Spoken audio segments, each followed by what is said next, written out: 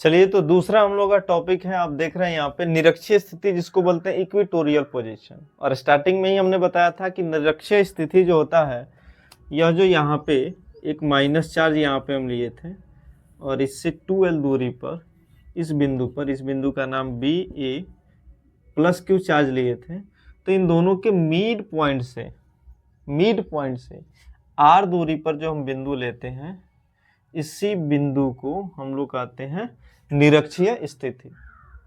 वहां पे जो P बिंदु होगा उसी बिंदु को बोलते हैं निरक्षीय स्थिति। डिस्टेंस तो आपको पता ही है, इसको ये द्विध्रुव है तो 2L डिस्टेंस होगा। बिंदु O है, यहाँ से यहाँ तक इसका डिस्टेंस होता है L और यहाँ से यहाँ तक भी इसका होता है L। बात यहाँ तक क्लियर है।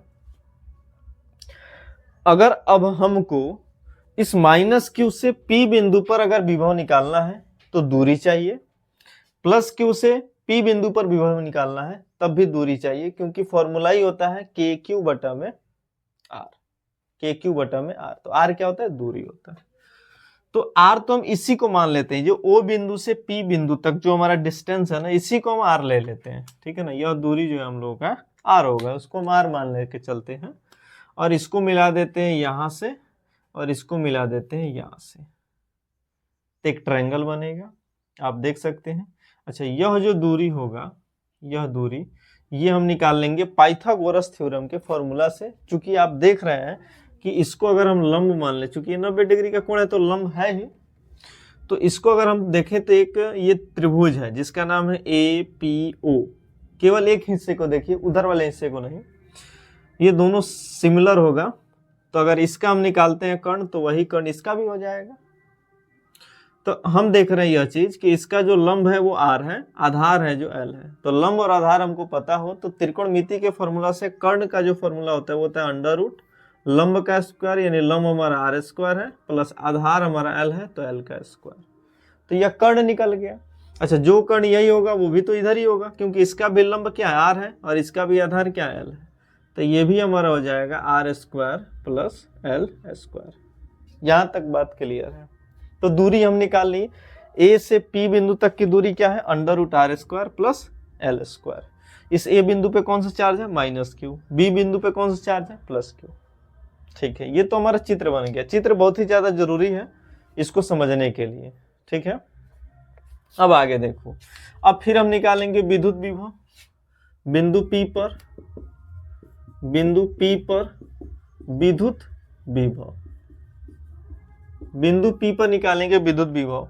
तो हमको यह चीज पता है कि जब P बिंदु पर विद्युत विभव निकालेंगे तो सबसे पहले माइनस Q के कारण होगा, माइनस Q के कारण, और यह विद्युत विभव बराबर होगा KQ बटा में R के। R क्या है? दूरी है। दूरी को यहाँ पे D लिख लेते हैं, तो यह हो जाएगा KQ। और चूंकि माइनस Q के कारण है तो माइनस आगे लिख लेते हैं। और दूरी यहाँ पे हम देख लिए, माइनस Q से P बिंदु तक की दूरी क्या है? तो अंडर रूट R का स्क्वायर प्लस L का स्क्वायर। यह हो जाएगा समीकरण 1। तो माइनस Q के कारण इस P बिंदु पर जो विद्युत विभव होगा वो बराबर होगा किसके? तो माइनस KQ बटा में under root R square plus L square के, ठीक है। अब निकालेंगे हम प्लस Q के कारण, प्लस Q के कारण।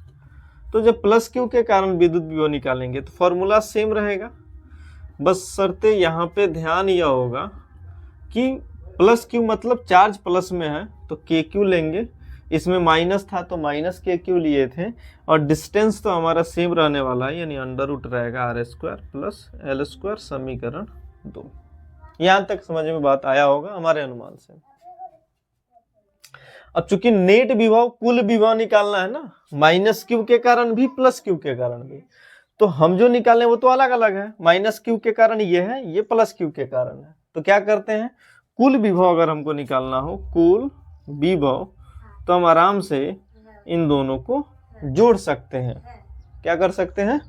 जोड़ सकते हैं। तो अगर हम जोड़ने का प्रयास करें तो जो हमारा माइनस Q का विभव है वो और जो प्लस Q का विभव है वो, इन दोनों को जोड़ देंगे। तो यहाँ पे हम यह देख रहे हैं कि माइनस Q के कारण विभव हमारा आया है माइनस KQ बटा में अंडर रूट R का स्क्वायर प्लस L का स्क्वायर, और बीच में प्लस है तो प्लस के क्यू और यहाँ पे प्लस क्यू के कारण विभव ये वाला वैल्यू है, यह बराबर है के क्यू बटा under root R square plus L square. यहाँ तक बात समझ में आया है?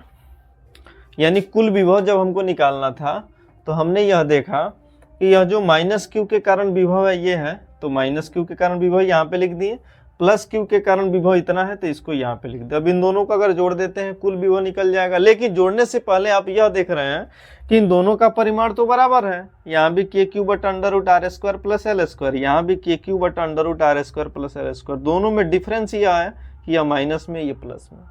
तो जब दो वैल्यू सेम हो जाए और एक वैल्यू प्लस और एक वैल्यू माइनस में हो तो हमको पता है इन दोनों को घटाने के बाद वैल्यू हमारा क्या आता है, 0 आता है। यानी एक वैल्यू दूसरा वैल्यू भी एगो प्लस में हो और एगो माइनस में हो तो हमको पता है कट जाने के बाद 0 आएगा। वही चीज है यहाँ पे, ये तो स्केलर है ना, सदिश राशि नहीं। अगर सदिश होता तो फिर यहाँ पे हमको कॉम्पोनेंट लेना पड़ता, डायरेक्शन दिखाना पड़ता, इसलिए इसको हम नॉर्मल मेथड से जोड़ सकते हैं। सदिश को जोड़ने के लिए नॉर्मल सदिश योग का नियम का पालन करना पड़ता है, लेकिन विद्युत विभव अदिश है तो इसको अदिश नियम से जोड़ सकते हैं। यहाँ पे हमारा कुल विभव क्या निकल गया बाबू, 0 आ गया। तो हम यह कह सकते हैं कि निरक्षीय स्थिति पर जो विद्युत विभव का मान होता है वह 0 होता है, जो कि आप यहाँ पे देख रहे हैं। और अक्षीय स्थिति पर जो हमारा विद्युत विभव निकला था वह हमारा निकला था क्या, तो के पी बटा में आर का स्क्वायर। ये अक्षीय स्थिति यानी एक्सियल पोजीशन, ये इक्वेटोरियल पोजीशन। चलिए इन दोनों को नोट कीजिए।